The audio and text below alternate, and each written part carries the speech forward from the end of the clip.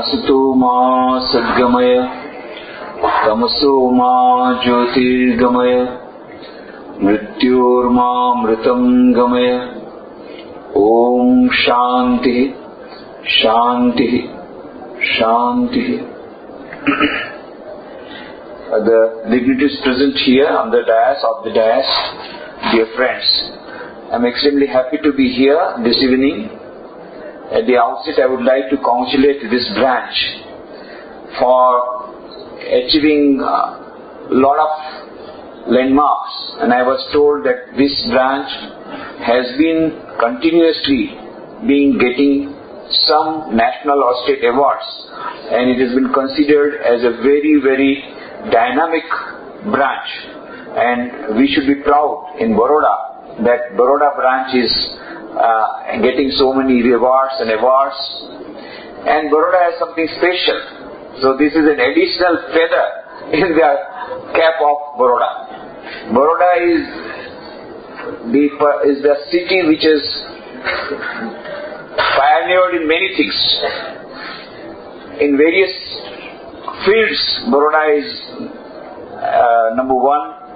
Baroda has advanced. Baroda has made a beginning and took an initiative. In fact, when Swami Vivekananda came to Baroda in 1892, he also got impressed with the developments that are taking place in Baroda.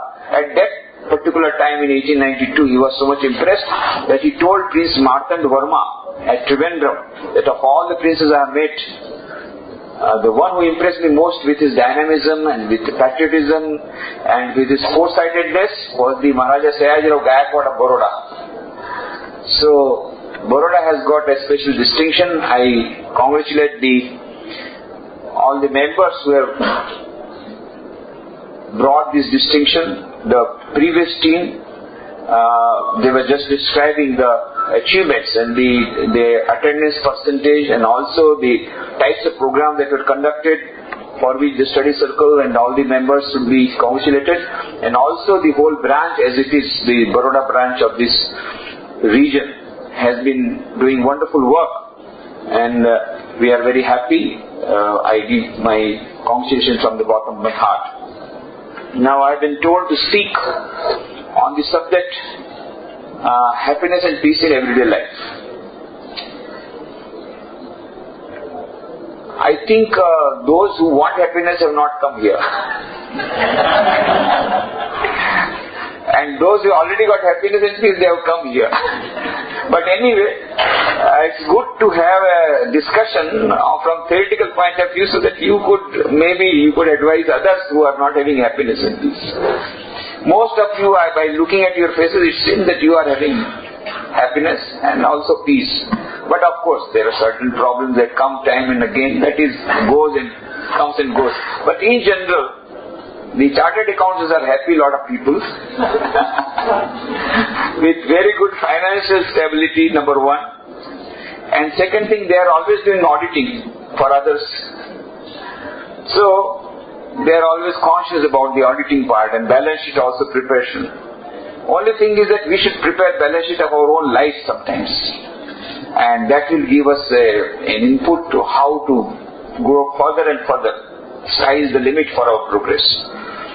So, similarly, happiness also is of various types, of various dimensions. And it is good to have some knowledge. But in fact, all over the world, they are all in search of happiness and peace. Of course, happiness and peace has been the problem always for the mankind, but this particular period somehow seems to be where everybody is under tension. I ask many people, how are you? Everything is fine. But any problem? Oh, so many problems. If you put into the computer, it will not be fed. Everybody has some problem, everybody is in tension. I asked a very young girl, how are you? No tension much. Avdi nanakli chokri tension much, so what? Why you are under tension? Now, last year I am in senior KG Last year I was in junior KG, I got first class first. મમ્મીએ કીધું છે આ વખતે પણ first class first આવવું પડશે, એટલા માટે બહુ ટેન્શનમાં છે. So it's a very competitive. Everybody is going competition, keen competition. So even the small children are under tension. And of course, all the older elderly people are under tension because maybe they will be put into the old age home. Who knows tomorrow what will happen? So they are under tension because they may be put into old age home. The elderly people are under tension. That is because sometimes VRS is being given. So what to do? We may get VRS. VRS means voluntary retirement scheme. Nowadays it comes compulsorily. Indirectly, compulsory voluntary retirement scheme. If you don't take the voluntary VRS, then you will lose all the benefits. So it's a compulsory. So the husband is under tension. And wife, so many problems, financial management, the things are becoming very costly, including onion. Now onion has gone down. So things are becoming very costly, and management of the husband, management of in-laws, particularly mother-in-law. Father-in-law is not a big problem. Management of the mother-in-law, then management of the children, and most difficult is the management of the maid servant. It's a big problem, biggest problem. So many devotees, lady devotees, our mothers and sisters, they come and tell me, Swamiji, एक थोड़ा सा एक maid servant हमको दिला दीजिए, बस सब problem solve हो जाएगा. बाकी सब ठीक है. In America that's not a problem, because America there is no maid servant. न रहेगा बात, न बजेगी बांसुरी. Here we cannot go without a maid servant. So biggest problem for the housewife is how to get a very good maid servant. Then I ask, what type of maid servant you want? મને છે ને આ ગંદુ કામ જરાય ન ગમે. સાફ કામ હોવું જોઈએ. સાફ સુથરું કામ કરે એવી મારે કામ પડે છે. સાફ સુથરું કામ કરે. અને બીજું ઈશારામાં સમજે, બુદ્ધિમાન હોવી જોઈએ. ત્રીજું સામું કોઈ દિવસ ન બોલે. Never she will speak. સામું કોઈ દિવસ ન બોલે. અને રજા કોઈ દિવસ ન લે. કોઈ દિવસ રજા ન લે. અને ઓછામાં ઓછી સેલેરી લે. અને આવી મેડ સર્વન્ટ મળતી નથી. મળે છે તો ટકતી નથી. જરા કીધું એટલે ભાગી ગઈ અને બીજી જગ્યાએ નોકરી મળશે. then પછી તો બહુ પસ્તાવો થાય. This is the problem. Maid servant is a big problem. So everybody is under tension. And 12th standard માં સ્ટુડન્ટ હોય તો પતી ગયું. Whole house is under tension. 12th science એટલે પાકિસ્તાન સાથે યુદ્ધ. પાકિસ્તાન સાથે યુદ્ધ. મને એક બેન આવ્યા હમણાં થોડાક વખત પહેલા, એક બેન આવ્યા અંકલેશ્વર થી, મારા ડિયર ડિવોટી. ભાઈ how you are in Ankleshwar? ના મારો દીકરો 12th સાયન્સમાં ભણે છે એ વડોદરામાં. ત્યાં સારા ટ્યુશન નથી થતા અંકલેશ્વરમાં. એટલે ટ્યુશન માટે છોકરો અહીંયા આવ્યો છે. એટલે મારે તેની સેવા કરવી પડે, એને ઉઠાડવો પડે, એને નવડાવવો પડે, એને જમાડવો પડે. બધું કોણ કરે? એટલે હું અહીંયા આવી ગયો છું. હસબન્ડ આવી હોટલમાં ખાઈ લેશે. હું એની સેવામાં રૂમ ભાડે લઈ અને છોકરાની સેવા. 12th સાયન્સ એ નાની સુની વાત નથી. 12th સાયન્સ એનું પ્રોબ્લેમ. So 12th સાયન્સ ના સ્ટુડન્ટને ટેન્શન, એના પૂરા ફેમિલી મેમ્બર્સનું tension, everybody has a tension. And this communication technology in the modern age has advanced very much, very fast advanced, and now the physical distance has been annihilated. When Swami Vivekananda went to America, USA, to participate in the World Parliament of Religion in Chicago, you know, he delivered his historic speech on 11th September 1893. That was also 9/11. But we did not listen to his message of harmony of religion, so there was another 9/11. But that is 9/11, he gave his speech. He started from Bombay by ship, no aeroplane at that time. On 31st May 1893 started. By the end of July, after 2 months, he reached Chicago. And now, you start from Bombay in the morning, and evening you are in New York. Even from Ahmedabad, I started just 6 months back. Early morning, 4 o'clock I started. By 2 o'clock I was in New York. So, the physical distance has been annihilated because of modern science and technology, advancement of science and technology. Physical distance has been annihilated. And communication technology is so much advanced with cyberspace, internet, mobile, and then you've got ISD telephones. You can sitting on your sofa set, you can talk to your friends thousands of kilometers away. And very nice communication. Previously, if you had to trunk call Bombay, you have to shout. But now, even New York, London, your friends, you can listen very nicely. Why? Through communication being done through satellites. So, that is why very beautiful communication you can have. But the paradox is, you can communicate with your friends thousands of kilometers away, sitting on the same sofa. But there is no communication with your wife sitting on the same sofa from last 6 months. Abola લીધા બંને husband wife. એટલે મને એક joke યાદ આવે છે, husband વાઈફે અબોલા લીધા એટલે બંને પછી શું કરે, કંઈક તો કામ કરવું પડે એટલે સ્લીપમાં લખીને આપે. એટલે હસબન્ડ સ્લીપમાં લખીને આપ્યું, આવતીકાલે મારે બહાર ગામ જવાનું છે, સવારની 6 વાગ્યાની ફ્લાઇટ છે, 5 વાગે રિપોર્ટિંગ ટાઈમ, તો મને 4 વાગે ઉઠાડી દેજે. એમ કરીને સ્લીપ મૂકી દીધી. બીજી દિવસે ઉઠીને જોયું 8 તો ત્યાં જ વાગી ગયા છે, પ્લેન ગયું. અને પછી તો બહુ એકદમ ગુસ્સે થઈ ગયો અને કહ્યું કે શા માટે મને ન ઉઠાડ્યો. ત્યારે એને કહ્યું, તમારા ઓશિકા નીચે જુઓ, સ્લીપ મેં બરાબર 4 વાગે મૂકી દીધો, ઉઠો, 4 વાગી ગયા છે. So, Abola, no communication between husband and wife, no communication between mother-in-law and daughter-in-law.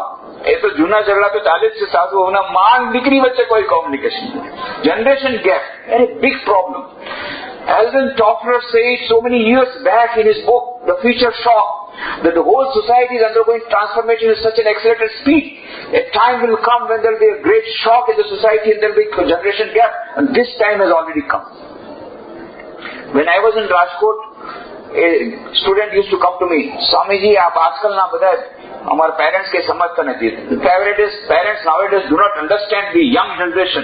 There is generation gap. And she used to give lecture. After that, she passed graduation, post-graduation. She became a lecturer in her own college in Rajkot.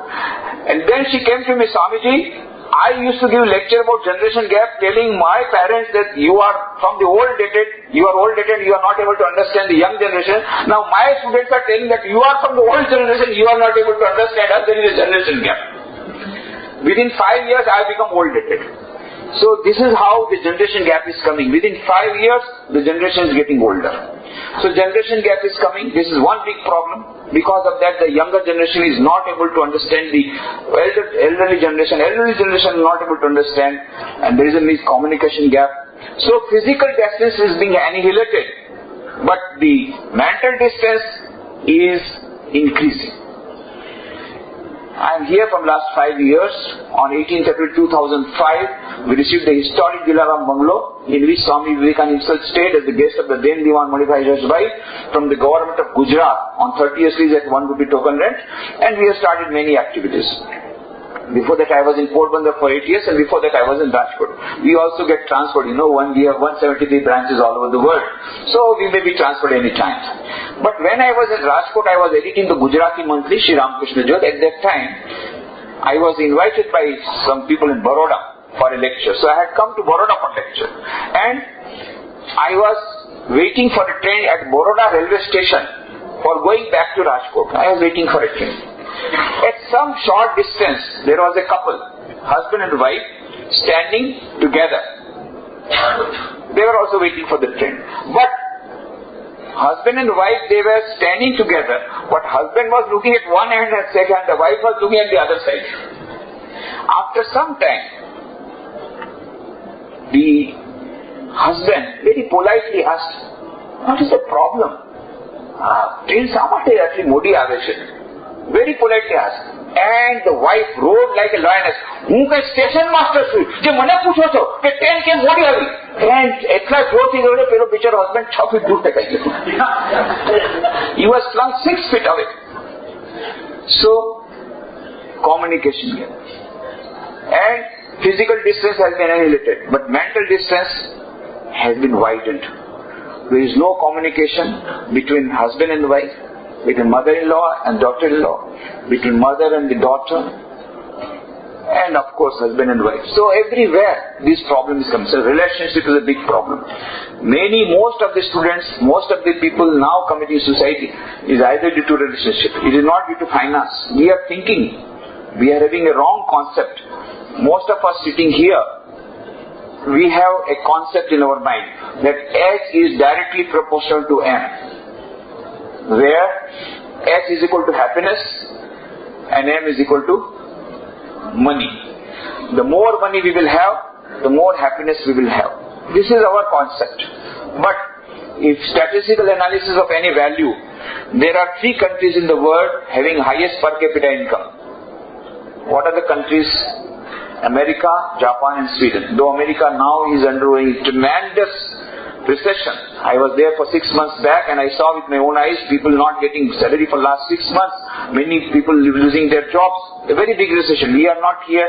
We had a recession 2 years back, but we have recovered more or less. But then they are still facing and they say that still worse days are coming. Whatever it is. But in spite of that, per capita income is still there, greater than other countries. America, Japan and Sweden. 3 countries having highest per capita income. And there are 3 countries where the rate of suicide is increasing very much. There are many books that are coming out in the market. There is a book by Derek Humphreys. The name of the book is The Final Exit. And the book itself is Exit, not available. After a long search, I got 1 copy from a book fair. I wanted to know what is written there, why it has become a bestseller. Do you know what is written there? How to commit suicide. Various methods have been given. And the book is selling like hotcakes. The bestseller, name of the book of the bestseller in Japan is The Complete Manual on Committing Suicide. 3.5 lakhs copies sold within 1 year. And some people, they committed suicide by the manner in which it was told in the book and having a copy in the hand. France, bestseller name of the book is Suicide User's Manual. So now they all want to commit suicide. So America, Japan and Sweden are the 3 countries where highest rate of suicide is there. And the rate is increasing. And there are 3 countries in the world where number of mental patients is increasing at an alarming rate. According to National Institute of Mental Health, USA, 25% of people in America are regularly going to psychiatrists. On an average, at least 1 person in every family goes to a psychiatrist in America. And according to Minister of Health, Japan, 42% of the people of 44 years and above are suffering from mental disorder. And many new and mental hospitals are opening on an emergency scale in Japan. So, there are 3 countries having highest rate of suicide increasing, America, Japan and Sweden. There are 3 countries where mental patients are increasing. What are the countries? America, Japan and Sweden. And there are 3 countries having highest per capita income, America, Japan and Sweden. So what is the equation? H is inversely proportional to M. Don't take a wrong message. That does not mean money is not important. Money is very, very important in our life. In fact, money can give us lot of items. In fact, with money you can purchase everything. So many people they say, Swamiji, તમને આ બધું સમજમાં નહીં આવડે. તમને આ બધું સમજમાં તમે સન્યાસી ગયા તમને શું કહો? અરે રૂપિયા હશે તો બધું થશે. सबसे बड़ा रुपया बाबा, सबसे बड़ा रुपया. When you got money, you can purchase anything. You can purchase onion, you can purchase dal, you can purchase vegetables, you can purchase butter, you can purchase clothes, you can purchase the optics available at 1.5 lakhs rupees in Delhi, you can purchase the safari suit available at 3 lakh rupees from Bombay, you can purchase the Banarasi sari available at 3 lakh rupees, you can purchase clothes, you can purchase Mercedes-Benz car, you can purchase anything on the world, you can purchase an IAS officer, you can purchase an IPS officer, you can purchase a judge, a police officer, you can purchase anything on the earth if you have got money. That is very true. Nowadays, you know, there is a beautiful book by Eric Fromm, To Have or To Be. That is the name of the book. And there he says, man has become a commodity. He thinks himself like a commodity and acts himself like a commodity. and sells himself like a commodity. You know, now the bridegrooms are being sold. In Gujarat it is not so much, but I'm just coming. Yesterday I returned from Bihar, my tour of Bihar. So I know Bihar, UP, you know, what is the price of an IAS officer? 1 crore rupees. Doctor, 60 lakh rupees. If you give dowry of 60 lakh and get a bridegroom who is a doctor, and if you can give 1 crore rupee dowry, you will get a bridegroom for your daughter at 1 crore rupees you can get. So bridegrooms are being sold in the market. Man has become a commodity. He thinks himself like a commodity and acts himself like a commodity, sells himself like a commodity. So we are all become commodities. So this is all money making.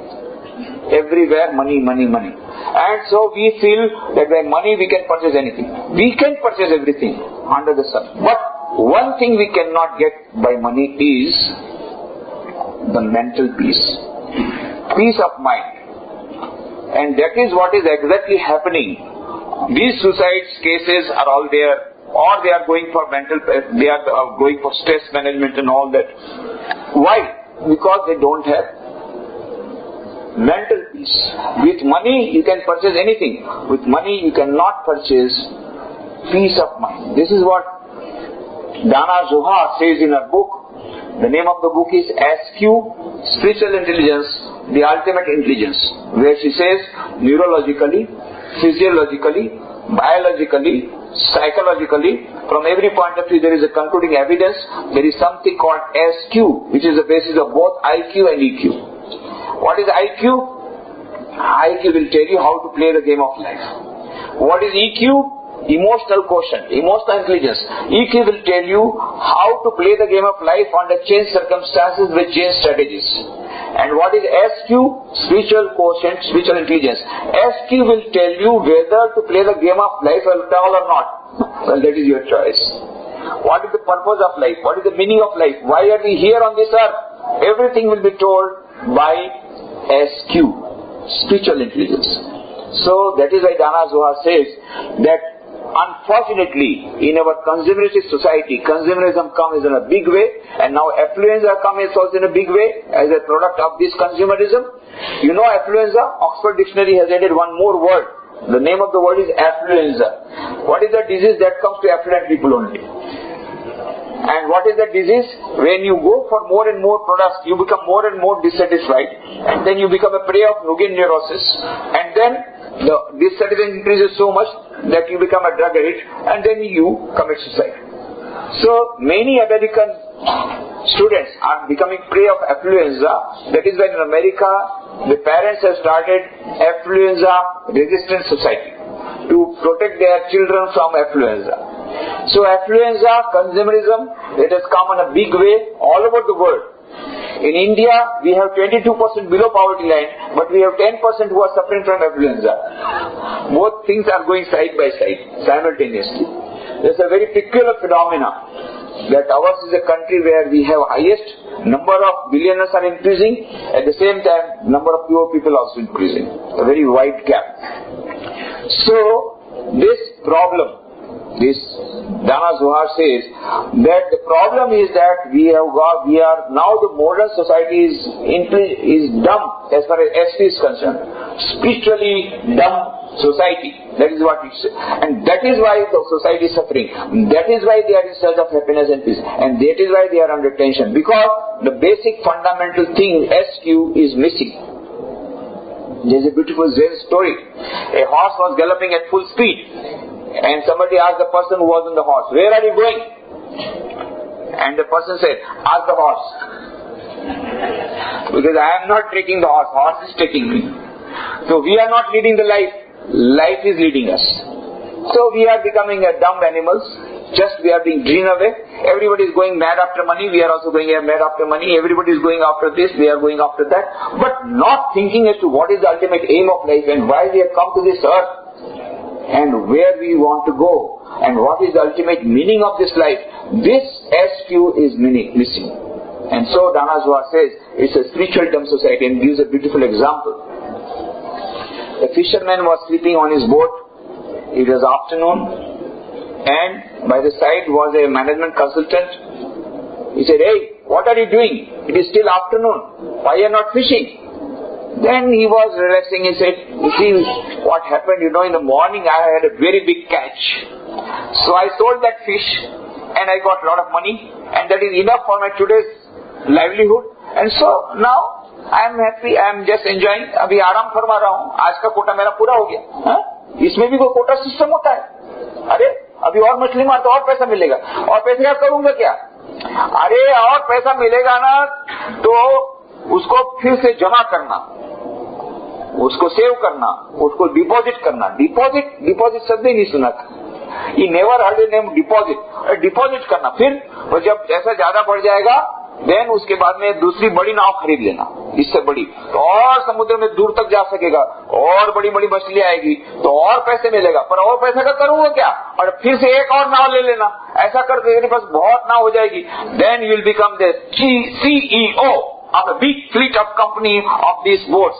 Then you will prosper. I am a management consultant from Harvard.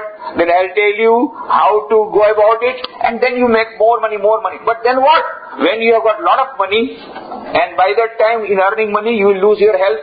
When this heart attack is there, of heart attack, and the doctor say now no more, you cannot no longer work, then come to me, wind up the business, then come to me with the money. I know the latest share market of the share market. I'll know everything, where to invest. I'm an investment specialist also.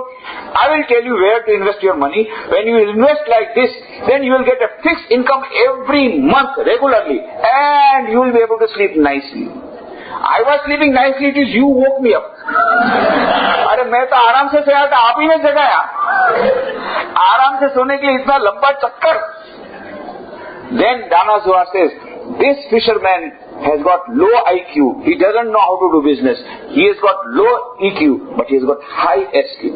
This Harvard management consultant has got high IQ. He knows how to do business, how to increase money, but he does not know why to increase money and what is the purpose of life. The purpose of life is to get happiness and peace. Have you got that one? No, I will get it afterwards. When? After death? When everything is over? When your doctor says it is the last heart attack? When will you start getting happiness? No, afterwards. Now let me earn money. Let me work 24 hours. 24 hours are so less. Let me have more branch. But where do we stop? This is all craze for money. This is consumerism and affluenza. We have lost the aim of our life, and that is why we are not having peace of mind. So Vedanta says, where are you searching for happiness? There is a beautiful song by Kabir. Kabir says, मोको कहाँ तू ढूंढे बंदे, मैं तो तेरे पास में, खोजोगे तो अभी मिलूंगा, पल भर की तलाश.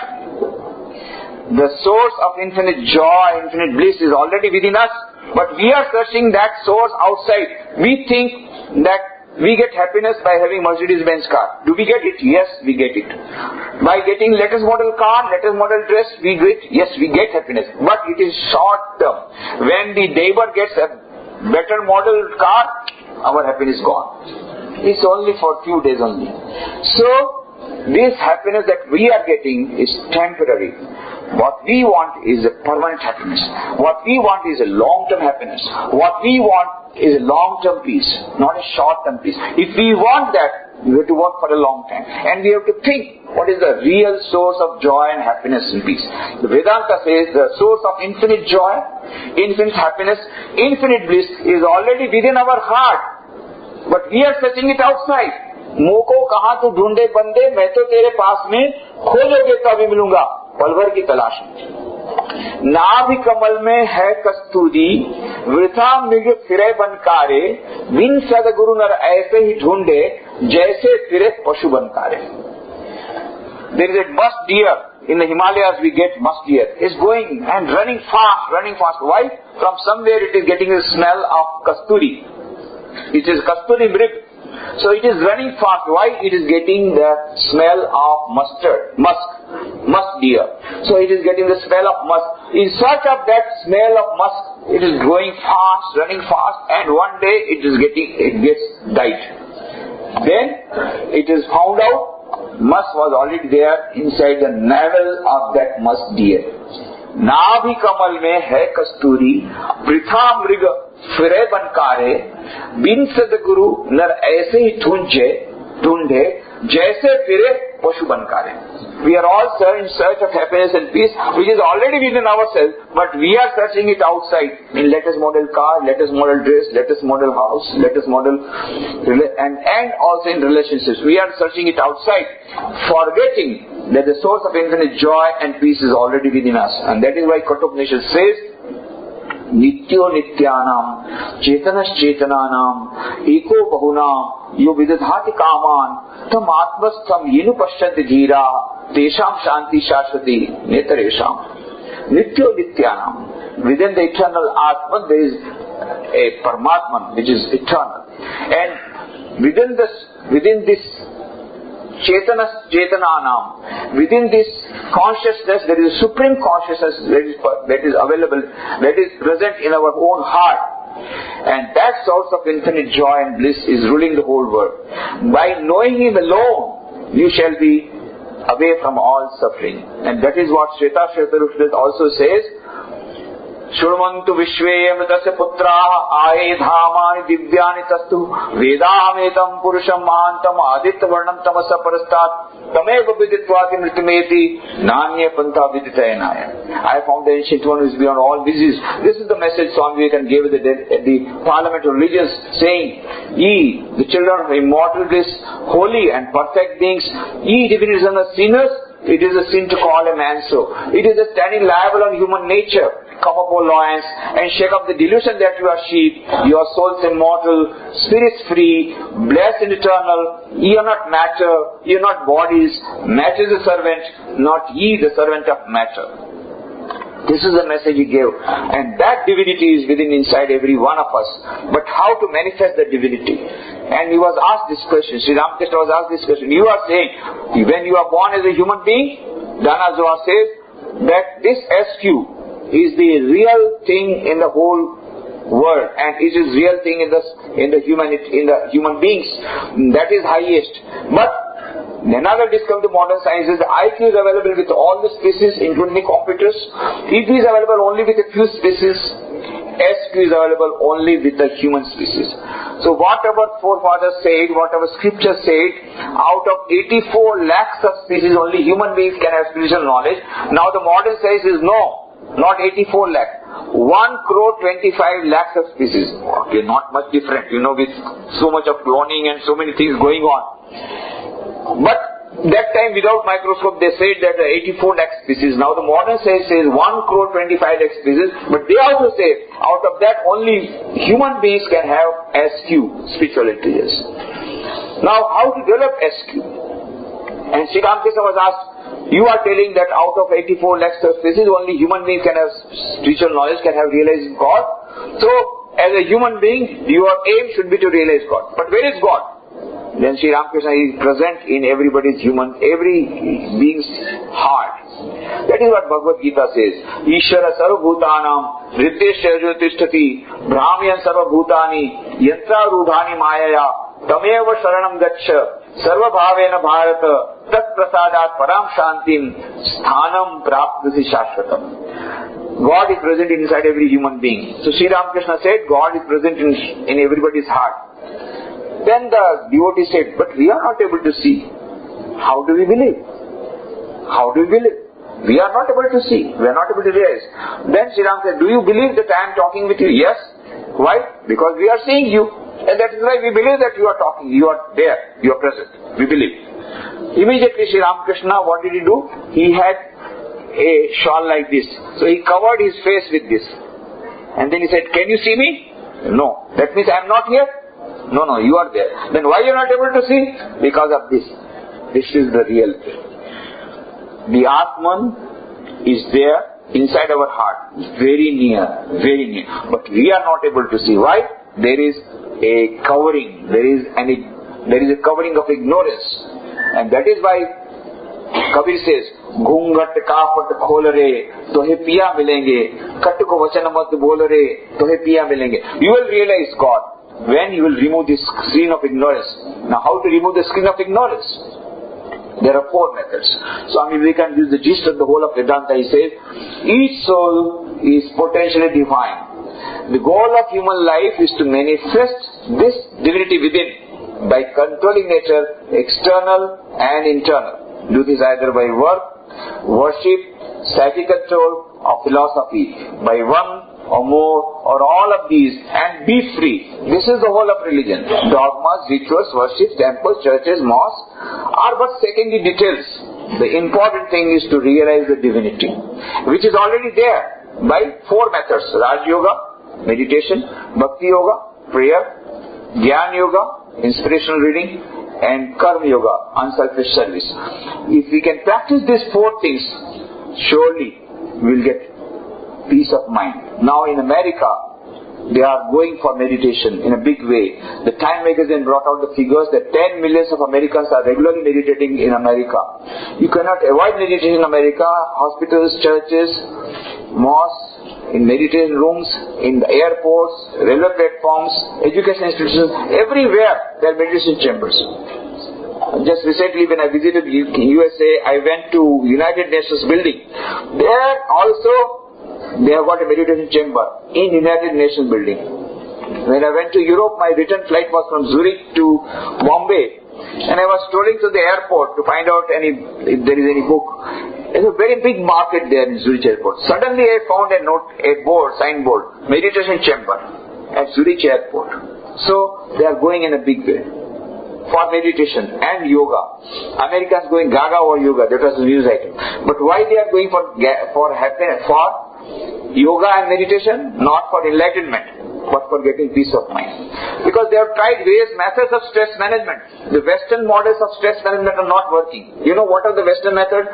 Western psychologists say why you are having restlessness of mind, why you are having unhappiness. Do you know? Because the tension is coming because when there is a desire in your mind, when you control that desire, that goes into your subconscious mind.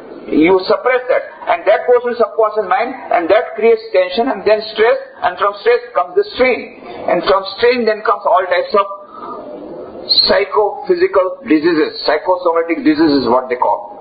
So that is why the problem is that this suppression of your emotions. So you should not suppress. Just give it a vent. My God, I go to the office and my boss comes from the house. While coming out, he has a quarrel with his wife. Now he can't say anything to the wife because wife will go to her father's place. पियर चली जैसे मायके चली जाएगी, ये डर है. So he can't say anything to his wife. So what does he do?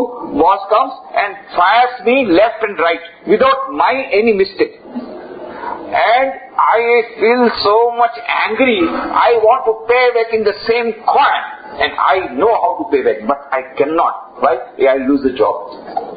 So what happens? I pocket that insult. And so those emotions of anger, they go inside the subconscious mind and then they create problem. So the modern psychologists say, no, you should not control those emotions. You give a vent. My God, if I give a vent to those emotions, I'll lose my job. Don't worry, we have got a solution. Go to the market and purchase voodoo dolls. Voodoo dolls are available in the market. So bring the voodoo dolls, head diaries, punching bags, you bring them. Now, put the voodoo doll, come to the house, close the doors and windows of your room and put the voodoo doll on your table. And also pins are available in the market. Bring the pins. Now, blue pin is available to bring out your anger on your boss. Go on pinching with the blue pin. But if you want to injure seriously, black pins are also available. And if you want to murder your boss, then red pin is available. Just give a red pin and the boss is murdered. So happy. And you get sleep without getting any tranquilizer. Why? Your boss is murdered. You are feeling so happy. But these methods are not long-term solution because next day you find again the boss is sitting on the chair. You murdered him in your house. You go on pinching your mother-in-law in your room. You murdered your mother-in-law, but second again she is there with the sick. So these are all short-term methods, and that is why they are coming to meditation and yoga. for stress management. Anyway, at least for that they are coming. So meditation gives peace of mind. There are various types of meditation. We will not go into the details of that. But there are CDs available, how to do meditation, the technique, meditation for excellence in life, and other things are there. But meditation is very important if we really want to have peace of mind every day. Second is Bhakti Yoga, prayer. Worship, prayer. Most important is loving God. Now you may have any form. You may like Krishna, Ram. There are so many other gods and goddesses. Whosoever you have got love, because when you love a person, it is easy to meditate on that person. Similarly, if you love a particular aspect of God, then you take up that aspect of God as your subject of meditation. So, loving God, worship, prayer, that is a very nice, important method of getting peace of mind. That is Bhakti Yoga. Swami Vivekananda says, at long last, in his book on Raj Yoga, beautifully says, at long last you will understand, not now. At long last you will understand that the best way to become happy is to see that others are happy. And the best way to get peace of mind is to pray for others' peace of mind. So he says, before you start your spiritual practices, start with a prayer. We all know that prayer. He says, start with a prayer. Let all be happy. Let all be healthy. Let all become good. Let none be miserable. We all know that prayer. There's a beautiful prayer that should be done by every day by all of us if we really want peace of mind. Sarve bhavantu sukhina. Sarve santu niramaya. Sarve bhadrani pashyantu. Ma kaschid dukhma apnuyat. Irrespective of caste, creed, color, religion, nationality, let us pray for all. And many people have got very good results by everyday praying like this. But some people, they do not get result. They complain to me. I said, there is something wrong. When you pray, let all be happy. Don't put a bracket there. Sometimes they put the bracket. Oh Lord, let all be happy. Minus my mother-in-law. Oh Lord, let all be happy. Minus my wife. Oh Lord, let all be happy. Minus my husband. Don't put a bracket there. When you pray like this, remove all the knots. And if you can pray like this really, sincerely, let all be happy, let all be healthy, then you will find really peace is coming to you. Why? Because the best way to get peace of mind is to pray for others' peace of mind, and the best way to get happiness is to work for others' happiness of mind. This is the law. This is the simple law of karma. Law of karma says, as you sow, so you reap. If you plant a tamarind tree, you will get tamarind. If you plant a mango tree, you will get mango. It is as simple as that. Some people, they say, Swamiji, હું તો કર્મના સિદ્ધાંતમાં માનતો જ નથી. મેં કીધું તમે માનો કે ન માનો, પણ કર્મનો સિદ્ધાંત પોતાનું કામ કરશે જ કરશે. You know, these are all lighthouse principles. There's a beautiful book by Stephen Covey's, 7 Habits of Highly Effective People. He gives a beautiful example. A ship is going and suddenly he found there is a light there, and so he was told maybe that there is a ship coming. So the captain sends a message over wireless. Please move your ship by 20 degrees, otherwise it will collide. And the message comes from the wireless from the other end. You please move your ship. Now the captain becomes very much annoyed. I am the captain of the ship commanding you to move your ship. Who is the other end? And then the message came. Sir, I am a humble operator of the lighthouse. If you do not want to move your ship, doesn't matter. Go ahead. You will be shattered. You will be destroyed. I am in the lighthouse. I am not going to move. So these are lighthouse principles. If you do not oblige the reality will oblige you. You have to oblige the reality. If you do not oblige, you are going to suffer. These are all lighthouse principles. These are all law of karma is supreme in the material world, just as law of gravity is supreme in the physical world. Many multi-story buildings are there. There is a big multi-story building. Go there on the top. Go to the terrace of that multi-story building and declare, I do not believe in the law of gravitation, and jump. What will happen? Your photograph will come in the newspaper. This person did not believe in the law of gravitation, and yet the law of gravitation worked, and he died on the spot. So whether we believe it or not, the law of gravitation will work. Whether we believe it or not, the law of karma will act. And so, if you pray for others, you are going, for others' happiness, you are going to get happiness. It's as simple as that. So this is one of the methods. And that is why this unselfish service. Why should we serve others? For getting happiness and peace. This is the message that was given by Swami Vivekananda to John D. Rockefeller. When Swami Vivekananda went to America, at the time the richest person in the world was John D. Rockefeller, the emperor of petroleum industry, the richest person in the world.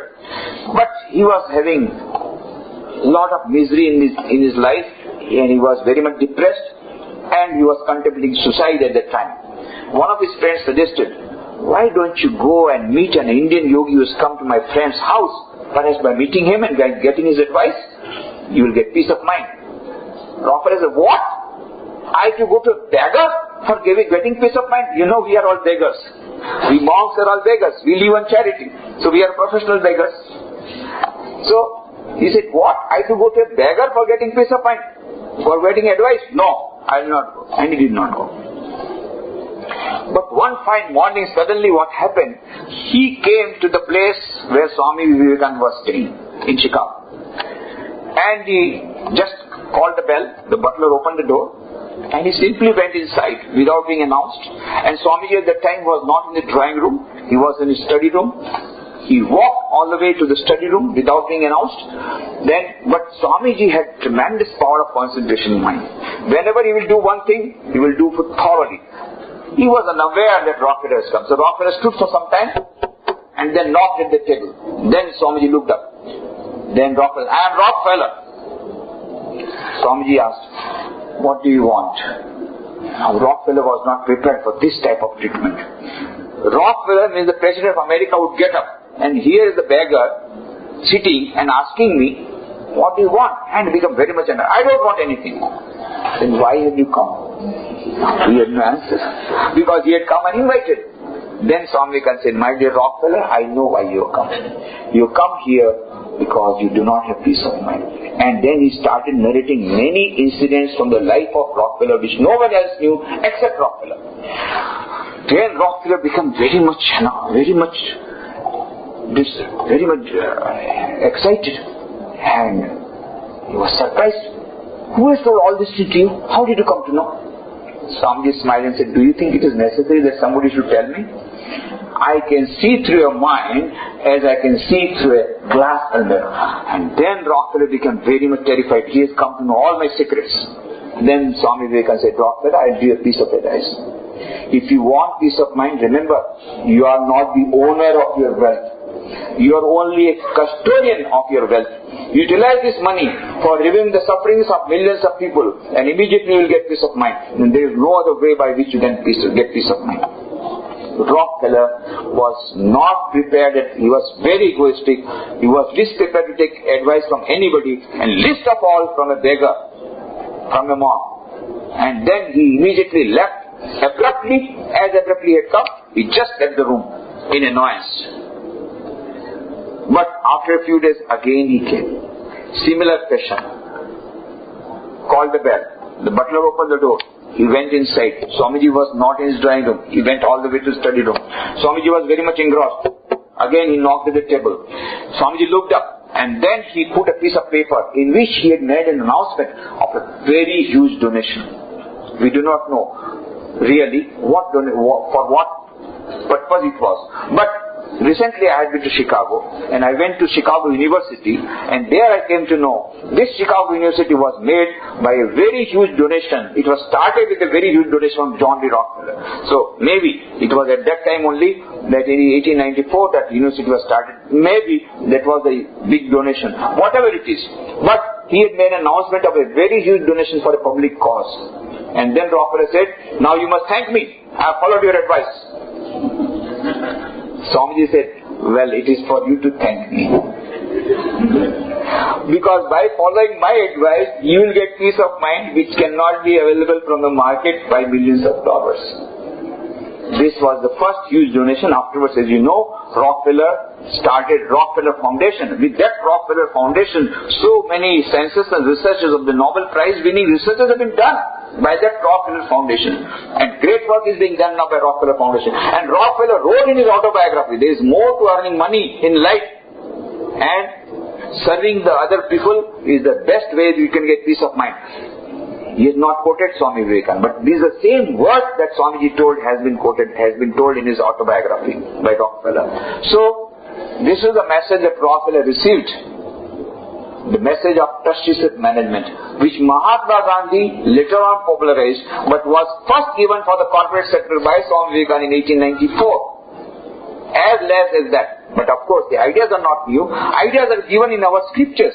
Isha Vasyupanishad says, Isha Vasyamidam Sarvam Yatkincha Jagatyam Jagat Tena Tyaktena Bhunjitha Ma Agradakasya Siddhanam. The whole world is permeated by the one universal consciousness. So, you are not different from others. So what you should do? Enjoy the world. How? By renouncing. If we renounce, how can we enjoy? You don't have to renounce your Mercedes-Benz car. You don't have to give up your house. No. What you have to renounce? Your proprietorship. Your selfishness. Your ego. That is what you have to renounce. Your attachment. This is what you have to renounce. You don't have to renounce the items. What you have to renounce is your attachment. What you have to renounce is your selfishness. So, utilize this money for serving the public cause, and then you will get peace of mind.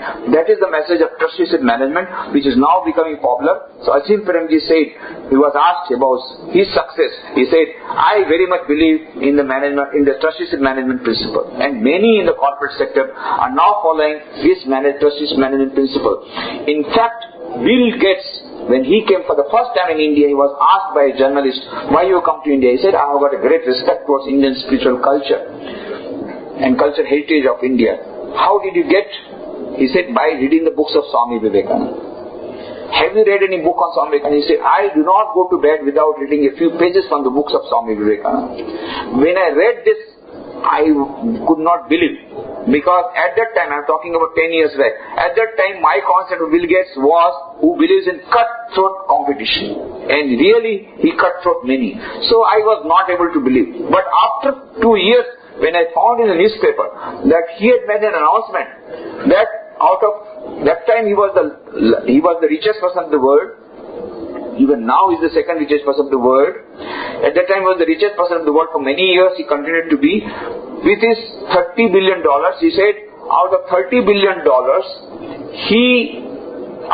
he will keep only a few $1 million for his children. Rest all he will give for charity. And really, in year 2000, he started Melinda and Bill Gates Foundation and gave $30 billion. And he is being the person who has been giving the highest amount of charity for last few years. Every year, he is the person who is loved. Now I can believe he must have read the books of Swami Vivekananda, who said that by serving others, you get peace of mind. That is the trusteeship management principle. So these are the 4 methods by which, by practicing these 4 yogas on our everyday life, we can not only get infinite knowledge, infinite bliss, infinite happiness, Satchit Anand, but in our everyday life, we can get happiness and peace. What are the 4 yogas? Raj Yoga, meditation, Bhakti Yoga, prayer, Gyan Yoga, inspirational reading. I am making it very simple for the modern man. I do not go into the very technical items of that Raj Yoga and Ashtanga Yoga and Yama, Niyama, Asan, Pranayam, Pratyahar, Dharana, Dhyan, Samadhi, and Satya, Asteya, Brahmacharya, Parigraha, and Shaus, Santosh, Tap, Swadhyaya, Ishwar, Pranidhan, all these Yama and Niyama, I do not go for. I am giving a very simple thing, just follow the moral principles and go for little meditation. That is Raj Yoga. I am giving the gist of the Raj Yoga. Bhakti Yoga, prayer, loving the infinite, loving the Lord, and just prayer. Then that is Bhakti Yoga. Gyan Yoga, Shravan Manana Nididhyasana. Don't go into all those technicalities. Just inspirational reading which gives you happiness and peace. Read every day 5 minutes. That is your Gyan Yoga. And Karma Yoga. Try to do each and every work in the spirit of worship. Convert work into worship. Every work is a worship. That is what Sri Krishna says in the Bhagavad Gita. And this is what Swami Vivekananda showed. And this is what Sri Ramakrishna said for the modern age. This is the mantra. Serve others. If you really want to get peace of mind, serve others. When Swami Vivekananda returned from America, a young man came to him and said, Swamiji, I am not getting peace of mind. I have tried various methods, but I am not getting peace of mind. Then Swamiji asked, what are you doing at present? At present, I am trying to do what my latest guru has told. You know how nowadays they change gurus, just as they change cars. So latest guru has told me, so I So follow. What do? I close the doors and windows of my room. I close my eyes and try to remove all the thoughts from my mind. And I've been practicing like that, but I'm not getting peace of mind. Swamiji said, if you have to follow me, my dear boy, first you open doors and windows. Open your eyes and see in the neighborhood who is hungry, give him food. See in the neighborhood who is sick, give him medicine. See who is suffering, remove his suffering. By removing the sufferings of other people, immediately you will get peace of mind. That is the best way for a modern man to get peace of mind, by serving others, and this we can practice in our own life. Every day if we can pray, really pray, just for 1 minute, let all be happy. Let us see how we get peace of mind. We will surely get peace of mind. Let us try to do a little bit of unselfish service without any expectation of any result. No, I want to serve others unselfishly. At least one small amount. Somebody is crossing the street, is a blind man. Let me help him to get across the way. Only do little bit of that service and you will feel such a joy. I was very happy that you started this for the green environment. Environment is a very big problem, and climate change is going to be a very big challenging thing. And so you are giving plants instead of bouquet. And I will add one more thing. I will suggest that nowadays under Vache Guja scheme, we have said don't give bouquet, give book. And then what we do is that we give bouquet also and we give book also, and we should add plant now. So we will learn from you, but you also learn from us, and you give book also along with that. What a Gujarat. So along with the plant, give. But this plant giving is very good. So plant 10 trees. That's what Dr. Kalam said. Dr. Kalam came to Porbandar 12 January. It was National Youth Day celebration, talking to 5,000 youth. He had come to inaugurate Vivekananda Institute of Biology and Culture. And he said, young people, what you should do? At least can you plant 10 trees? Can you educate 10 children? They are illiterate. Just can you teach them ABCD 1, 2, 3? This much you can tell them. Making literate 10 people literate. If every one literate person can make 10 literate within 2 years, 100% literacy in India. At present, 35% illiterates in India. Highest number of illiterates are in India and the whole world. But if every literate person can try to make 10 persons literate, within 1 year you can easily do that. Just see, within 1 year all will become literate.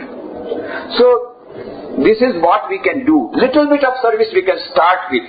Making others literate, giving the plants, planting the trees in our own backyard, or helping or inspiring others to plant trees, or inspiring others to go for gifting some books which will give them good ideas and will give peace of mind.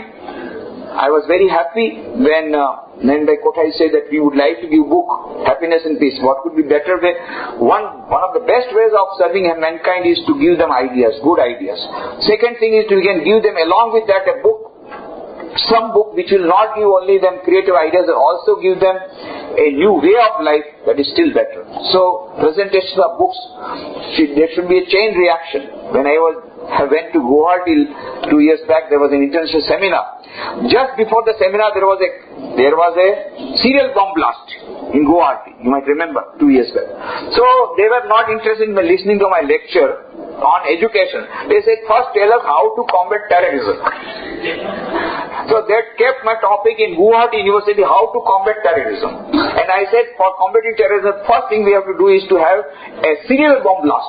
And they became very much afraid. Serial bomb blast, but this is of a different type. What do I mean by serial bomb blast? These people are doing bomb blast, serial bomb blast, because they are ignorant. Because they have been brainwashed. These youngsters have been brainwashed by the other people. Why? Because they did not get the proper type of thoughts. So, we have to have, there are books of Swami Vivekananda containing the message of harmony of religions, containing the message of universal law, containing the message of serving humanity. These ideas are there in the books. There are very small books available. Take one small book, not one small book, but take 10 small books, very small books, and give to 10 people. Give to 10 people. Now, with the condition, if you like this book, you must purchase 10 copies and give to your 10 friends. So 1 into 10, 10 into 10, 100, 100 into 100, 1,000 into 1,000, and the message spreads wide and wide, and you get a fission reaction. So that is the chain reaction we can have. Serial bomb blast. But bomb blast of books which are having bomb of thoughts of non-violence, thoughts of universal love, thoughts of harmony of religions, thoughts of avoiding all sorts of dogmatism, all sorts of fundamentalism and broad-minded ideas. So spread those ideas like wildfire, and then nobody will be able to spoil or brainwash the minds of these people. So let us have a serial bomb blast. That is what I said. So this is the best way we can get peace. We can get peace of mind is to pray for others' peace of mind and to spread the message of happiness and peace. The books that have been given to you today, that will serve a very good cause. So these are the four methods: Raj Yoga, Bhakti Yoga, Jnana Yoga, and Karma Yoga, which will give us happiness and peace in everyday life, and will also will lead us to infinite joy, infinite happiness, and infinite bliss in the long run. Last, Holy Mother Sharda Devi was the consort of Sri Ramakrishna, and Sri Ramakrishna was the guru of Swami Vivekananda. Sharda Devi, Holy Mother Sharda Devi, she passed away on 21st July 1920 at the age of 67 years. Sri Ramakrishna passed away 16th August 1886 at the age of 51 years. Swami Vivekananda passed away. He entered into Mahasamadhi on 4th July 1902 at the age of 39 years. And Holy Mother Sharda Devi entered into Mahasamadhi on 21st July 1920 at the age of 67 years. She continued for a long time to do good to humanity. And just 2 days before her passing away, she was on her deathbed. At that time, Annapurna's mother was sick, was standing on the door, and she was crying, "Mother, you will go away, what will happen to us?" Mother said, "Don't worry, God will look after you." And then mother gave her last message. She did not speak anything about after that. This is the last message of Holy Mother Sharda Devi. If you want peace of mind, do not look at the faults of others. If you want peace of mind, do not look at the faults of others. But then we feel a great joy in looking at the faults. So then she adds another side. And if you want to look at the fault, then try to look at your own faults. Inside you will get so many faults that you will not get time to see others' faults. So if you want to see faults, see your own faults. None is a stranger in my child. The whole world is your own. Jo શાંતિ જોઈતી હોય તો કોઈના દોષ જોઈશો નહીં. દોષ જોવા જ હોય તો પોતાના જોજો. આ જગતમાં કોઈ પારકું નથી, બધા આપણા પોતાના છે. This is the one simple message. And Sharda Devi practiced this. She never looked at the other's faults. Never. And then Golap said, "Ma, તમે તો કોઈના દોષ જોઈ જ નથી શકતા." શારદા દેવી કીધું, કેટલા બધા બીજાના દોષ જોવાવાળા છે, હું એક ન જોઉં તો એમાં શું ખોટું થવાનું છે? And she could not see anybody's fault, anybody. And she used to herself say, જેમ હું દુર્જનની માં છું, સજ્જનની માં છું, હું દુર્જનની પણ માં છું. તમે જેવા હો મારી પાસે આવો. અને પછી કહે છે, જો સંતાન ધૂળ અને કાજળથી ખરડાઈ ગયું હોય તો માં શું એમ કે છે કે પેલા તમે સાફ થઈને આવો? માં તરીકે મારી ફરજ નથી કે હું તમને સાફ કરીને મારા ખોળામાં લઉં? આ તો આપણે જોઈએ છીએ પરિવારમાં. જયારે જોઈશ નાનકડું બાળક પિતાજી રમાડતા હોય અને ત્યાં તો એને ખરાબ કરી દીધું, લઈ જા. પછી એની મમ્મી શું કરે છે? મમ્મી કઈ નથી કરતી, મમ્મી એને ફેંકી નથી દેતી. મમ્મી શું કરે છે? પોતે એને નવડાવે છે, ધોવડાવે છે, સાફ કરે છે, નવા કપડા પહેરાવે છે, પાવડર લગાડે છે અને કાજળની ટીપ થોડીક ત્યાં બીકડી કરે છે જેથી એને નજર ન લાગી જાય. બધું એને બની છે, લાવો હવે રમાડો. પછી પિતાજી કે હવે હું રમાડું. માં શારદાજી કે માતા તરીકે શું મારી ફરજ નથી? મારું સંતાન જો કાળોથી ખરડાઈ ગયું હોય તો શું એને સાફ કરીને ખોળામાં લેવાની શું મારી જવાબદાર નથી? તમે જેવા હો એ મારી પાસે આવો. હું સજ્જનની પણ માં છું, દુર્જનની પણ માં છું. ત્યાં સુધી કે મુસલમાન અમજદ ડાકુ, મુસલમાન ડાકુ હતો અને માં શારદાદેવી કીધું એને પોતાને ત્યાં રાખ્યો પેલી ઝોપડીના સમારકામ માટે. બધા કીધું, માં અરે આ તો એક તો મુસલમાન, ઉપરથી ડાકુ, અને તમે બ્રાહ્મણ વિધવા, અને તમે એક મુસલમાન ને તમે રાખો છો? ત્યારે માએ શું કીધું, ના હું એને રાખીશ. કેમ? તમે જાણતા નથી. આ લોકો બિચારા રેશમનો ધંધો કરતા હતા. બ્રિટિશ સરકાર આવીને એ લોકોનો ધંધો છીનવી લીધો. હવે એની પાસે ખાવાનું નથી, એટલા માટે એ લોકો ડાકુગીરી કરે છે. અને આપણે જો એને નોકરી નહીં આપીએ તો વધારે એ લોકો ડાકુગીરી કરશે. એટલા માટે હું તો એને કામ આપીશ. અને મા શારદાદેવી કોઈનું માયના નહીં. બ્રાહ્મણ વિધવા એ વખતના જમાનામાં બંગાળમાં બ્રાહ્મણ વિધવા કોઈ મુસલમાનને જુએ પણ નહીં, એના હાથનું ખાય નહીં ખાય, એને ઘરમાં ના આવવા દે. એને પોતાના ઘરનું પોતાના ઝૂંપડીના સમારકામ માટે રાખ્યું. બપોરનો સમય થઈ ગયો, ત્યાં ઉપર અમજદ ત્યાં સમારકામ કરે છે. બધાએ કીધું અમજદ નીચે આવ, નીચે આવ, માં તારા માટે રાહ જુએ છે. અમજદે કીધું આવું છું, આવું છું. પછી બધા કીધું અરે અમજદ, તારા વગર માએ ખાધું નથી, માં ખાધા પીધા વગર તારા માટે રાહ જોઈને બેઠા છે. હે, માએ ખાધું નથી? તરત જ નીચે ઉતરે અને પછી કીધું માં તમારે પેલા જમી લેવું હતું, હું તો પછી આરામથી જમી લે. માએ આંખમાં આંસુ લાવીને કીધું બેટા, કોઈ માં પોતાની સંતાનને ખવડાવે વગર પોતાના મોઢામાં કોળીઓ મૂકી શકે? અમજદના આંખમાંથી આંસુ નીકળી. આ કેવી માં છે? મારી પોતાની સગી માં મને ઘૃણા કરે છે કે આ છોકરો તો જેલમાં જઈ આવ્યો છે, અને આ માં જેની સાથે મારો કોઈ સંબંધ નથી મારા માટે રડે છે કે હું તને ખવડાવ્યા વગર હું જમીશ નહીં. આ કેવી માં છે? અને પછી અમજદ જમવા બેઠો અને પછી એમની ભત્રીજી નલિની એ દૂરથી ફેંકતી હતી બધું. કેમ? આ તો મુસલમાન છે અને એ લોકો બ્રાહ્મણ હતા. દૂરથી ફેંકતી.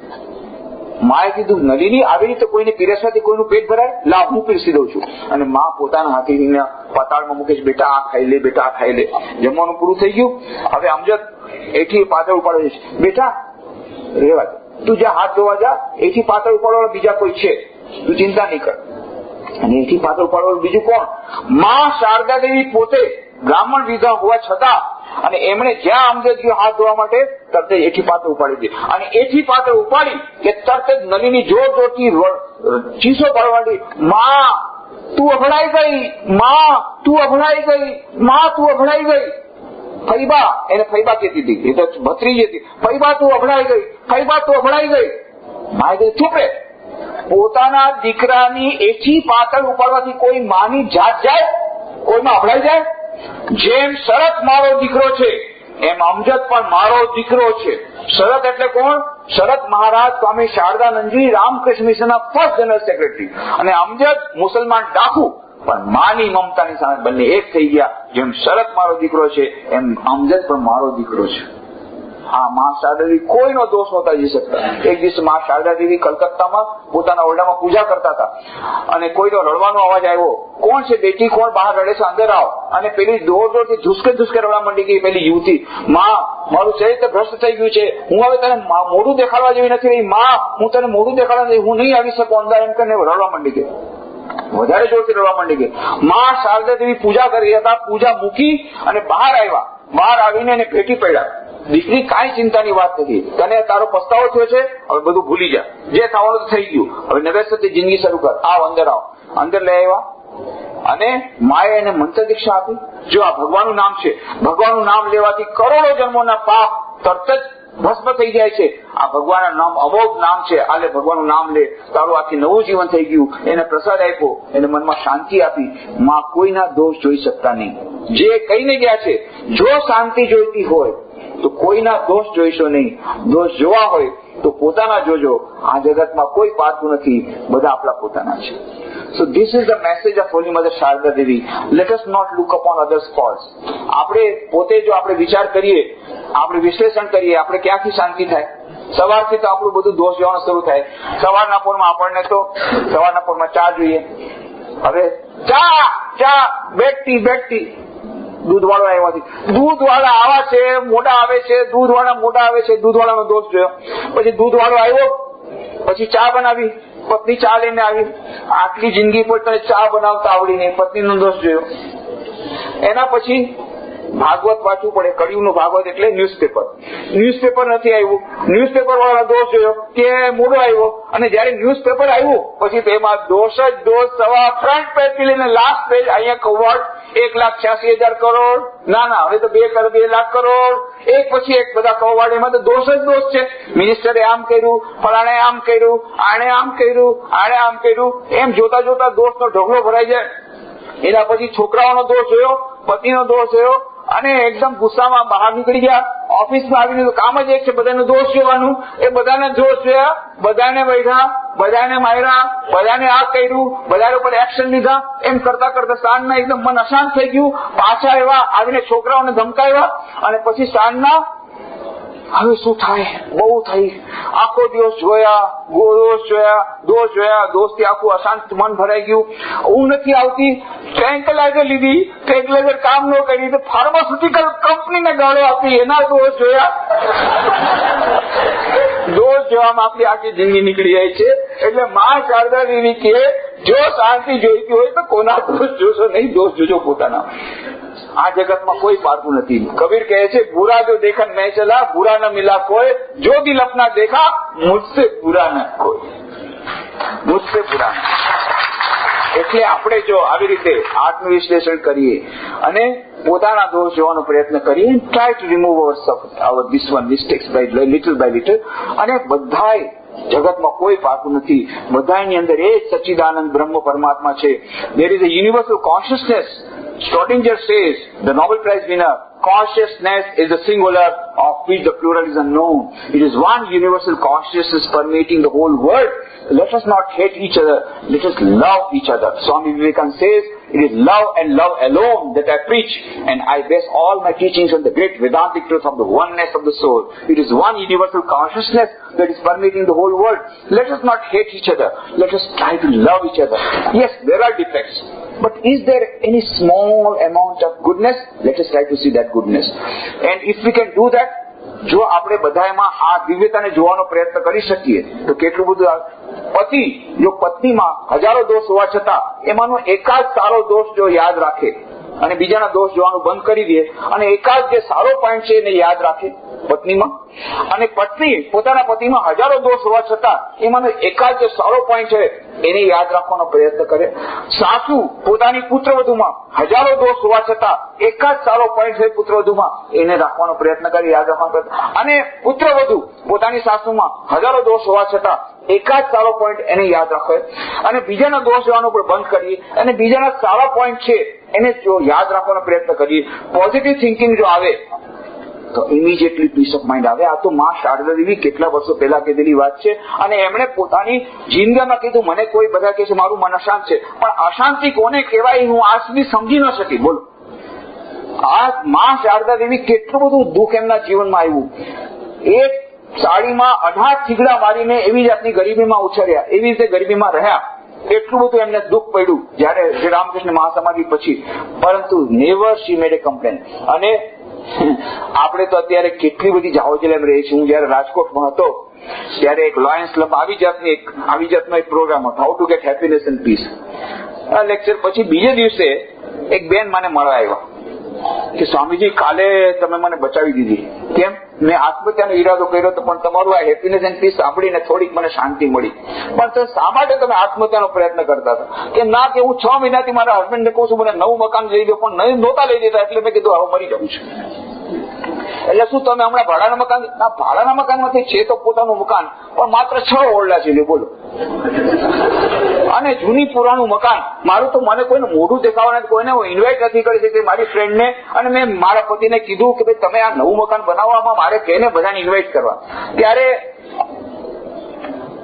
તમારા પતિ ના પાડે છે. ના નથી પાડતી કે હમણાં ધંધા મંદી છે, જયારે જરૂર આપણે થોડુંક સારું થઈ જાય બિઝનેસ પર તમે મકાન બનાવી દઈશ. મેં કીધું તમારા પતિ તો બહુ સારા છે, બીજા હોય તો તમને મારી નાખો, તમારે આત્મહત્યા કરવાની જરૂર જ ન પડે. હવે બિચારો એટલો બિઝનેસમાં ડૂબી રહ્યો છે, એને મંદી આવી છે, ક્યાં તો તમે એને મદદ કરશો, તમારું એક્સપેન્ડિચર ઓછું કરશો, એને બદલે તમે એના માથે ઉભા છો એનો જીવ ખાવા માટે યમદૂત ની જેમ કે મને મકાન આપો. ઓલા બિચારાને બધી મંદી છે ત્યાં, તો તમે તમારા પતિ બહુ સારા છે. અને પછી મેં કીધું અચ્છા હવે તમારે મરવાનો ક્યારે વિચાર છે? મારી પાસે ઘણી બધી બુક્સ છે, હાઉ ટુ કમિટ સુસાઇડ.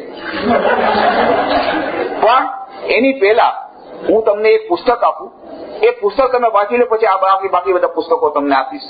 પછી તમને લાગે કે મારે આત્મહત્યા કરવી છે તમને આપીશ, પેલા પુસ્તક વાંચો. અને મેં એમને શારદા દેવીનું પુસ્તક આપ્યું, માં શારદા દેવી રામકૃષ્ણ અર્ધાંગિની, સમસ્ત જગતના માતા, વિશ્વ જગત જનની, એવા માં શારદા દેવી, જે કહેતા હું બધાની માં છું, એવા માં શારદા દેવી દક્ષિણેશ્વરમાં 26 વર્ષો સુધી રહ્યા. કેવા મકાનમાં રહ્યા? એક નાનકડો ઓરડો હતો, એની size 6 feet by 6 feet by 6 feet. ષટકોણ હતો, એની હાઈટ હતી 8 ફીટ અને દરવાજાની હતી 4 ફીટ હાઈટ હતી. કેટલી વાર એમના માથામાં દરવાજો લાગ્યો. અને એ માનો જે નાનકડો ઓરડો હતો 6 feet by 6 feet by 6 feet, એ જ માનું બેડરૂમ, એ જ માનો ડ્રોઈંગ રૂમ, એ જ માનું કિચન, એ જ માનો ડાઇનિંગ હોલ, એ જ માનો ગેસ્ટ રૂમ, એ જ માનો સ્ટોર રૂમ, એવરીથિંગ વન. અને તમારે 6 ઓરડા છે અને તમારે અત્યારે હવે જીવ ખાવો છે તમારા પતિનો કે નવું મકાન નથી લઈ દેતા. અને માં શારદાદેવી કહે છે, હું જયારે નવબત ખાનામાં હતી, એ મકાનનું નામ હતું નવબત ખાનું. નવબત ખાનું એટલે નહબત, એટલે જ્યાંથી ઉપરથી બધે શહેનાઈ વગાડે એ મોટો ઓરડો નીચે હોય અને એની નીચે ટાવર કરવું પડે, એટલે નાગરની જગ્યા જે ખાલી પડે ખાંચાની અંદર માં રહેતા હતા. અને ખરેખર માં શારદા રામકૃષ્ણ કહેતા હતા, જો ખાંચામાં પક્ષીઓ છે એને જરા દાણા દે આવ. લોકોને એમ લાગતું કે ખરેખર પક્ષી હતા, પક્ષી એટલે માં શારદા દેવી, એને કે દાણા દે આવ, વિજયરામને કહેતા હતા. એ નવબત ખાનામાં માં શારદા કહેતા અને કહે છે, હું જયારે 26 વર્ષ સુધી ત્યાં પેલા નવબત ખાનામાં રહેતી હતી, ત્યારે મારા મનમાં એટલો આનંદ રહેતો હતો જાણે કોઈએ આનંદનો મોટો કુંભ, આનંદનો મોટો કુજો, આનંદનો મોટો કુંભ એ કોઈને મારા હૃદયમાં રાખી દીધો હોય એવો મને આનંદ થતો હતો. એમને અશાંતિ નહોતી થતી, શાંતિ મળતી હતી. તો શાંતિ મકાનમાં નથી, 6 ઓરડા વાળા મકાનમાં કે 8 ઓરડા વાળા મકાનમાં નથી. શાંતિ બહાર કોઈ મર્સિડીઝ કારમાં નથી, શાંતિ બહારના કપડામાં નથી. શાંતિ મનની અંદર છે, આપણા હૃદયમાં જ છે. શાશ્વત સુખ અને શાશ્વત શાંતિનો સ્ત્રોત આપણે દરેકની અંદર રહેલો છે. બટ આપણે એને નેગ્લેક્ટ કરીએ છીએ. આપણે જો બીજાની સેવા કરીએ, થોડુંક બીજાના માટે બીજાને પ્રાર્થના કરીએ, થોડી નિસ્વાર્થ સેવા કરીએ, બીજાનો દોષ ન જોઈએ, તો શું થાય? આપણા હ્યુમન રિલેશન વધારે સારા થશે. જો સાસુ વહુમાં નાના બીજા બધા દોષો ન જોઈને એને સારા પોઈન્ટ જોવાનો પ્રયત્ન કરશે અને બહુ સાસુમાં સારા પોઈન્ટ જોવાનો પ્રયત્ન કરશે, તો હ્યુમન રિલેશન, ઇન્ટરપર્સનલ રિલેશનશીપ પણ સારા થશે. ઇન્ટરપર્સનલ રિલેશનશીપ સારા થશે તો પરિવારમાં શાંતિ રહેશે. પરિવારમાં શાંતિ રહેશે તો તમે શાંત મનથી જયારે ઓફિસમાં જશો, ઓફિસમાં શાંતિ રહેશે. અને ઓફિસમાં શાંતિ રહેશે, ઘરમાં શાંતિ રહેશે, તો પછી તમે બધી જગ્યાએ ધીરે ધીરે શાંતિ તમે પ્રસરાવશો, તમને પોતાને પણ શાંતિ મળશે. The more you get peace of mind, the more you will radiate this peace of mind. This is the law. તમને પોતાની શાંતિ તો બીજાને ત્યાં શાંતિ ક્યાંથી આપી શકો? અને એટલા માટે ધ્યાન, પ્રાર્થના, નિસ્વાર્થ સેવા અને ગુડ ઇન્સ્પિરેશનલ રીડિંગ. કેટલા લોકોનું જીવન માત્ર પુસ્તકો વાંચવાથી બદલાઈ ગયું. કેટલા લોકો આત્મહત્યામાંથી બચી ગયા માત્ર પુસ્તકો વાંચીને. ગમે એવા દુઃખ હોય, ગમે એવી વિપત્તિ હોય, ગમે એવું ડિપ્રેશન હોય, ગમે એવું ડિસઅપોઇન્ટમેન્ટ હોય, તમે કોઈ ઇન્સ્પિરેશનલ રીડિંગ વાંચો તો you will have a sudden transformation. કેટલા અમારી પાસે કેસીસ એવા આવ્યા છે જ્યાં સ્વામી વિવેકાનંદની પુસ્તક વાંચીને અથવા રામકૃષ્ણ કથામૃત પુસ્તક વાંચીને એ લોકોના જીવનમાં એવું પરિવર્તન ઉદ્ભૂત આવી ગયું કે એ લોકો આત્મહત્યાની વાત તો ક્યાંય બાજુ રહી ગઈ ને એ લોકોને એટલું બધું. હા, પેલે રાજકોટની બેનની વાત કરતા હજી જીવતા છો, હમણાં ગયો તો રાજકોટ જોયું, જીવતા છે. પછી એમણે માં શારદાનું પુસ્તક વાંચી અને પછી એમણે કહ્યું કે ના ના, હમણાં આત્મહત્યા કરવા જેવું તો કઈ નથી. અને પછી મેં કીધું હવે મકાન, તો મકાન નવું બની ગયું, નવું બીજું મકાન એના પતિએ બનાવી પણ દીધું. પણ હવે પ્રોબ્લેમ એ છે કે મકાનમાં 12 ઓરડા છે, 4 નહીં 12 ઓરડા છે, ઉપરના 6 ઓરડા ભરાઈ ગયા. બંને માં અને દીકરીને શોપિંગ કરવાનો શોખ છે. હવે કાંઈ બજારમાંથી બધું લાવીને અંદર પડ્યું, મકાનમાં જગ્યા નથી રહેવાની, બધું આઈટમથી ભરાઈ ગયું. એટલે બીજો પ્રોબ્લેમ હવે આવ્યો. એટલે કન્ઝ્યુમરિઝમ નો કોઈ અંત નથી. There is no end to consumerism. એટલા માટે મારો ટાઈમ પૂરો થઈ ગયો, 1 જ મિનિટ બાકી છે. છેલ્લે હું એટલું જ કહીશ, I will try to say one, wind up the whole thing, that if we really want to have happiness and peace in everyday life, let us remember, happiness and peace is not outside, it is inside ourselves, number one. And the source of infinite joy, infinite peace and happiness is within ourselves. By practicing 4 yogas in our daily life, Raj Yoga, Bhakti Yoga, Jnana Yoga and Karma Yoga, we will get the supreme happiness and peace. But that will take a long time. But by the time we are practicing these 4 yogas, in our everyday life also, we will get happiness and peace. In every day, in our individual life, in our family life, in our social life, everywhere we will get peace of mind. And for that, we have to practice little bit of unselfish service, little bit of meditation, little bit of prayer, and little bit of inspirational reading. So I am extremely thankful to the organizers for giving me this opportunity of meeting you all and sharing my thoughts with you. And I invite all of you, please do come. This is the historic Dilaram Bungalow, situated just opposite Circuit House, near railway station, where Swami Vivekananda himself stayed as the guest of the Then Diwan Manibhai Jashbhai, we have started meditation hall. There is a beautiful library, public library open to all. Value education programs are being conducted. Book stall is there. There are so many other items, activities that we have started. Slum development project, mobile medical unit, all those service projects are there. You can contribute yourself, by way of either by way of your donation or by way of your service. So many service projects are being going on.